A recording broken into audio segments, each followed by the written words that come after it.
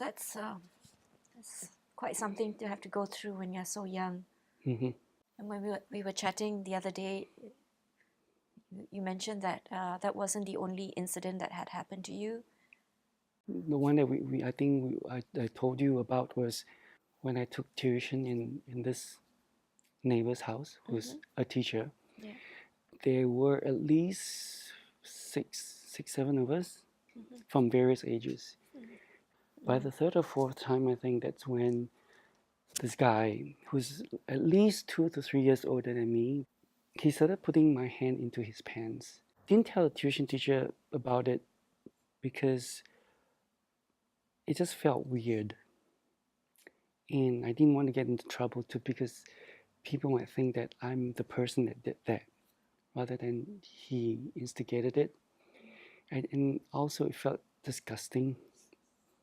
That went on a few times. And there were a few times when I went to the toilet by myself and he came too. And obviously when we're in the bathroom and I'm trying to pee and he was trying to... Yeah.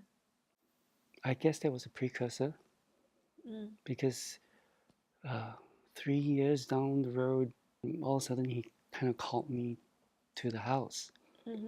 Most of their adults were not home except for the mom. Mother was cooking at the back and he took off his pants, took off my pants, and if I were to continue to struggle, I'd probably get myself hurt, so I did not.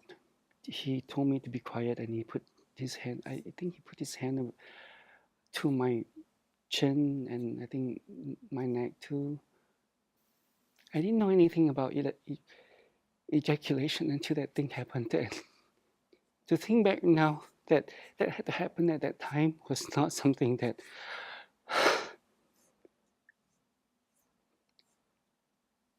that I wanted to happen. Didn't know what that was. Now that you're older and looking back,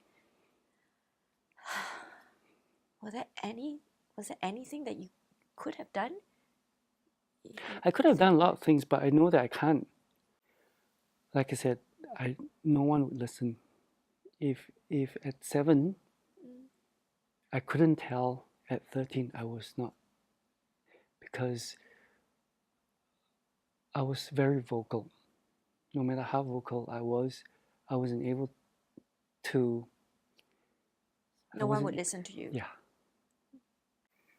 Because our education system does not teach.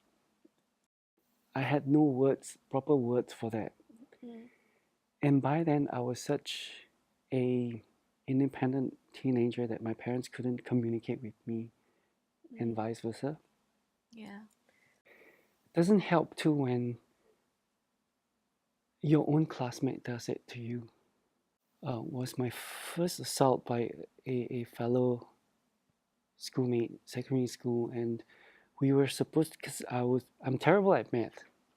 So these two guys from the A class said, "Oh yeah, we'll help you." And when we went there, one of them jumped me and the other one just kind of like, keep watch whoever's coming to the room. And for school, this was my first attack when I was in school. Yeah. But because of my prior experience with the neighbor, Right. I knew what this was, and I tried my best to get him off. Yeah. And So you almost went into a victim mode where you feel like, I can't fight this. I just want this to be over quickly. Yeah. In fact, I did. Do what you have to do. I think I did.